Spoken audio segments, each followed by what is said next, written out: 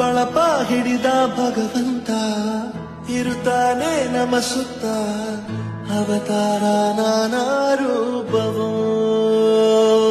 ನಮ್ಮೆಲ್ಲ ಹಣೆ ಬರಹ ತಿದ್ದಿ ಬರೆಯಲು ಕತ್ತಲೆಯಿಂದ ಬಹಂತ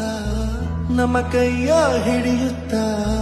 ಕರೆದೊಯ್ದ ಬೆಳಕು ತೋರಲು ನಯವಾಗಿ ಗದರೋದು ನಮ್ಮ ಬೆಳೆಸಲು